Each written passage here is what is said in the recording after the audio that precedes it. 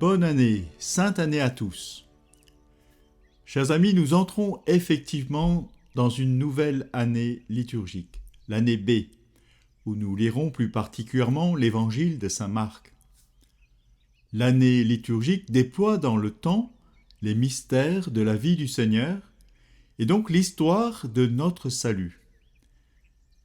Combien il est important de nous le rappeler et de nous souhaiter en ce dimanche une sainte année liturgique. Cette nouvelle année liturgique commence avec l'Avent qui nous prépare à la venue du Seigneur. Au début de l'Avent, les textes nous parlent d'abord de cette venue en gloire, en lien avec le dimanche dernier, la solennité du Christ, roi de l'univers.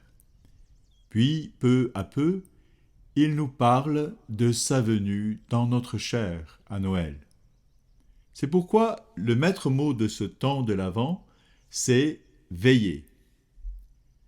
Veiller, tenir sa lampe allumée, comme le veilleur attend l'aurore, tenir dans la nuit des épreuves et des combats de notre pauvre humanité. Oui, il nous faudra faire face à toutes les lourdeurs de l'âme et du corps, et plus nous expérimentons nos faiblesses et même nos péchés, plus nous pouvons appeler et crier vers ce Sauveur qui vient. Ah, si tu descendais, si tu déchirais les cieux. Nous entendons si souvent les prêtres nous exhorter à nous convertir, et c'est un prêtre qui vous parle, comme si tout dépendait de notre volonté. Pardon, mais les textes aujourd'hui sont clairs. Tous nous étions comme des gens impurs, et tous nos actes justes n'étaient que linge souillé. Tous nous étions desséchés comme des feuilles, et nos fautes, comme le vent, nous emportaient.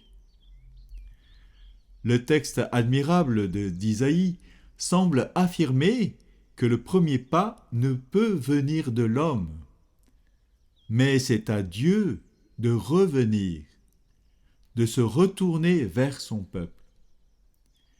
Dieu s'était détourné de son peuple à cause de ses péchés innombrables. Il doit maintenant laisser son cœur se retourner en lui-même pour faire miséricorde à l'homme. Voilà la belle révélation d'Isaïe. Seigneur, reviens. Dieu attend de notre part cette confiance en son amour, en son pardon, car sa miséricorde est plus grande que sa justice.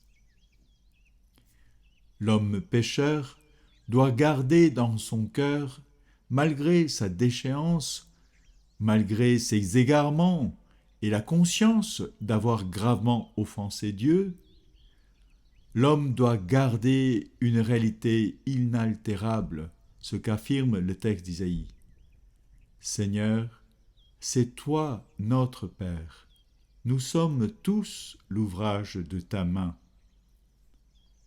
Si cela est vrai pour l'homme comme créature de Dieu, combien plus cela l'est-il pour un baptisé.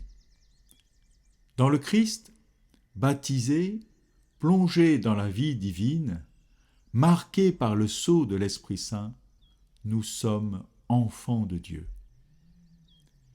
À Lourdes, le père Horacio Brito nous racontait l'histoire de cette prostituée qui venait à la grotte caresser le rocher. Il lui demandait pourquoi elle caressait le rocher. Sa réponse admirable: quand je touche ce rocher, je touche ce qui est inaltérable en moi. C'est ma dignité de fille de Dieu.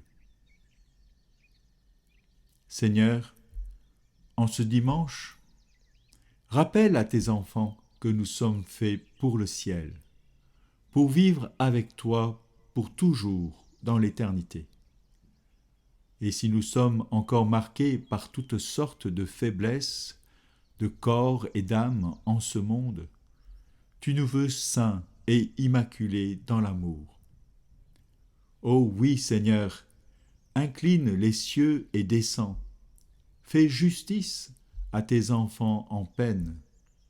Envoie-nous bientôt le Sauveur, notre Seigneur Jésus, ton bien-aimé.